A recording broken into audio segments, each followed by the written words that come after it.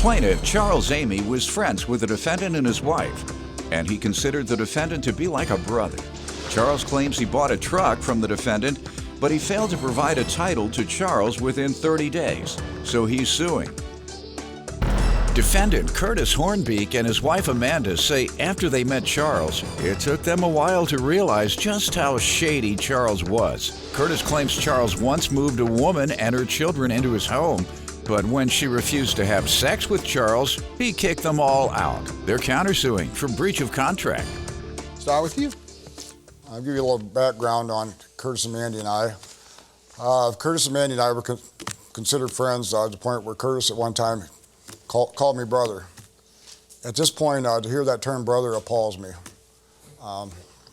Curtis, in the dealings with Curtis and looking back. Just to hear the term? To hear the term brother. I call a lot of guys who I feel close to. What's up, brother? It does. What's up, bro? And we've used that. You're not about to get sick or nothing. You're not to throw up or nothing now. Because I call adore my brother. Yeah. What's up, bro? Hey. Absolutely. Go ahead, sir. Anyways, yeah, that to me, that's not a term I care to hear anymore after doing that from Curtis. All right. I met Mandy and Curtis at a local rock club they both worked at. Mandy was a bartender. Curtis was a bouncer there. What's that, a rock club? What's that mean? Local rock club? Yeah, that's right. No, sir. No, sir. Nightclub. The rocks. Nightclub. Oh, nightclub. I got you. Nightclub. Make it clear, say nightclub. Nightclub. All right. Absolutely, a nightclub. Because where Doyle and I from, the rock club means yes, sir. They smoke rocks. All right, go ahead. And your relationship was smooth all the way up until this incident that you're suing about? No, sir. All right, tell me the nature of your friendship throughout the years. Well, it wasn't smooth. It wasn't smooth. It's kind of rocky. Why? Curtis was helping me with I have a small business, property preservation business. Curtis was helping me with that. There's times that Curtis would show up, times that wouldn't hear from him for a couple of days, wouldn't show up, things like that.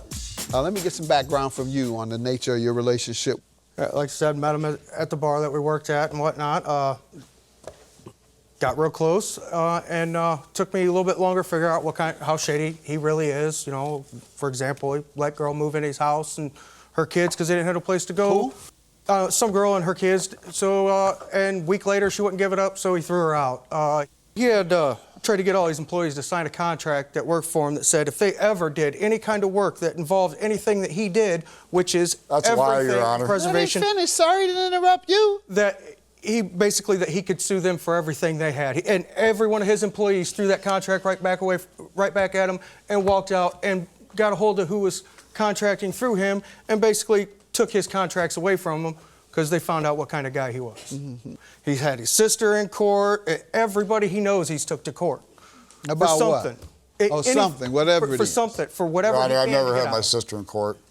I've never had my sister in How court. many That's times a lie. you been to court? I have a business. I had a landscape business for a number of years.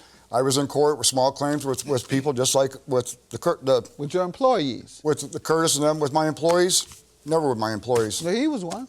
Here's the one here now, yes. He's the only employer you went to court with? Yes, sir. Who are the other people?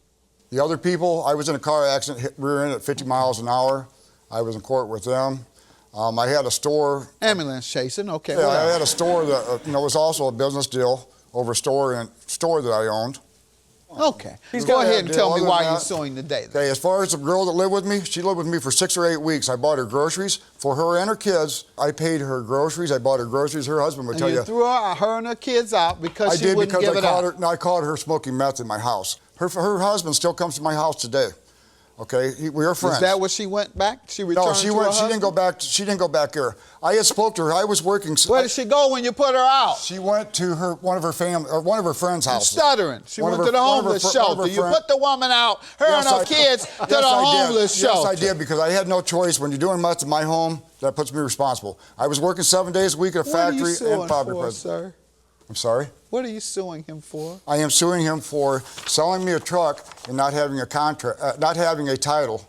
At the end, not having a title in 30 days like we originally agreed to. Okay. I gave him the money. He never had the title. The truck got impounded. I got pulled over for driving while suspended. The truck got impounded. After he went to the impound with me the day after it got impounded. He went to the impound with me, told me he would return to my house with the title and we would go back and get it. You can see in my notes, in my message, Your Honor, to him on Facebook messages and on my phone messages, I contacted him continuously trying to get him to go with me to get that truck back or bring me the title. You were never able to get the truck? No, sir. No, never able to get the truck out of impound because he would not bring me the title. All right, go ahead. It wasn't supposed to be a sale. I know I may have wrote it up like that originally, but we discussed it, and I have evidence that proves that it was just a loan. No, what did you write it up for? Do you have something? No, I don't have it. Sir, what was the nature of the transaction? You all, first Here, let's get this can I done. bring this to you? You purchased it from him? I purchased it from him, Your Honor, giving him 30 days to buy the truck back because the truck was supposed to have came from his grandfather. And, Hold on. Out of the kindness of my heart. Hold on. You were going to give it back to him. If he paid me back the $1,800 within 30 days. So this sounds like a loan for collateral. No, sir. Correct. It was not. It was Exactly. That's How do you exactly going to buy something and then give it back? Because what's Your the Hon- purpose? Because, It Your was a Honor, loan. because the truck supposedly came from his grandfather's estate, and just out of the kindness of my heart, I told him in 30 days, if you have the $1,800, you can buy it back. Sir. This was No. I'm interpreting that as a loan with collateral. That's Okay. what that is. A purchase means that you purchase it receipt says permanently. what contract says I purchased it, Your Honor? Let me see it, please. I, Curtis Hornby, sold a Ford Ranger, gold in color, for $1,800. That's all this says, is that he sold you a car. It doesn't say anything about returning it in 30 days. Doesn't say anything Yes, sir. other than that. You tell me, why didn't you give him the title for the truck that he paid you for? Because it was supposed to be a loan against the truck, and the truck was supposed to be collateral. Not a purchase. No. If it was a purchase, why would he accept $1,000 back from? I, Why didn't Hornby, sold. I understand that, sir. Well, then if you understand that it was a sale, why are you referring to loan? Because that's what it was supposed to be. He was supposed to give me the chance to buy it back, and I'd already given him $1,100 back on the truck. What you described was a loan. Yeah, I can only go by the receipt. I understand. The I have receipt says, messages.